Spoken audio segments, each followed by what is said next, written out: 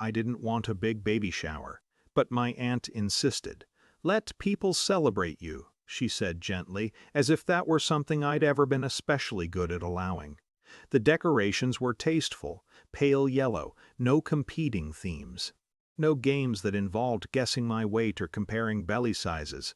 I had negotiated for simplicity. For once, I wanted something that wasn't about my sister. Lena had been pregnant first, that mattered. In our family, sequence mattered. Engagements, promotions, pregnancies. There was always a silent ranking system, and Lena was the benchmark. When she miscarried at 10 weeks, the grief in the house swallowed oxygen. Mine, 3 months later, felt like an administrative inconvenience. Still, the invitations went out. I told myself Mom wouldn't come. When the front door opened and her heels struck the hardwood, the air shifted in a way that felt rehearsed. She didn't smile. She surveyed. "You think you can give birth before your sister?" she asked, not loudly, just clearly enough for conversations to thin. I felt the baby move, a small roll beneath my ribs, and instinctively placed my hand over my stomach. "The only real grandchild," she continued, "is hers." Lena stood behind her, glass of white wine balanced carefully. She looked good, controlled, restored. Her grief had always worn better clothes than mine. I said nothing. I've learned that silence unsettles people who expect protest. But my silence that afternoon wasn't strategy. It was calculation. Every word cost something in this family. I was deciding what I could afford. Mom stepped closer. "You couldn't wait, could you?" she said. Always trying to compete. There it was, the old accusation. I had competed for approval since childhood, though I don't remember entering the contest. "I'm not competing," I said finally. My voice surprised me. Even. Not defensive. She looked at my stomach the way someone examines an error in paperwork. Then she lifted her foot. It wasn't a dramatic wind-up. It was quick, almost dismissive, the way you might nudge a door closed. But it was aimed. I twisted instinctively, curling around the baby as pain flared along my side.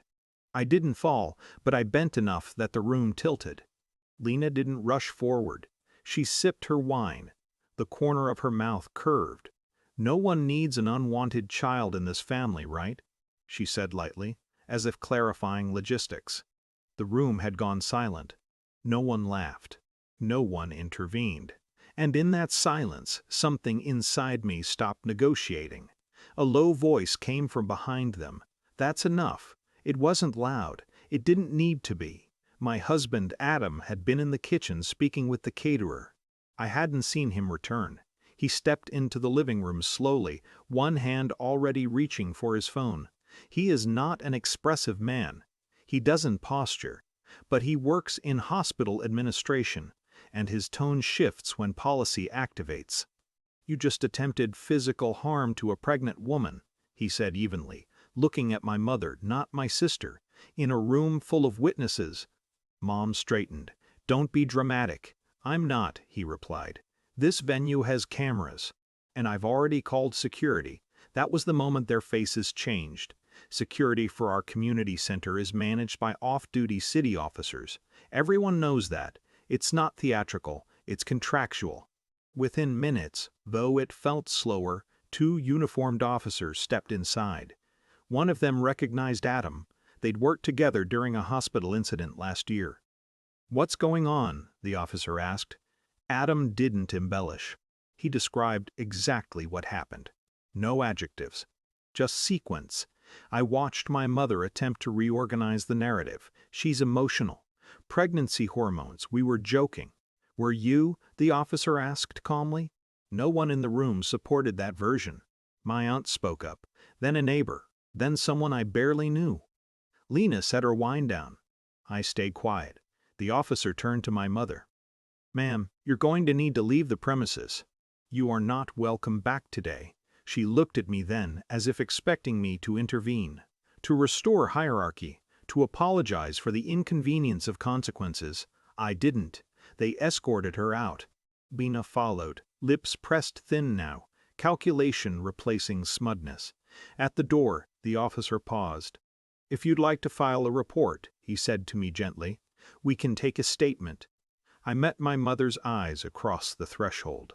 For once there was no superiority there, only uncertainty. "Yes," I said. Not loudly, not triumphantly, just yes. The rest of the shower continued in fragments. People spoke softer. They avoided discussing what happened. But something fundamental had shifted. I didn't cry. I wasn't angry in the explosive way people expect. I felt clarified. For years, I thought endurance was loyalty, that absorbing cruelty made me the steadier daughter, that if I remained agreeable long enough, affection would arrive like overdue mail.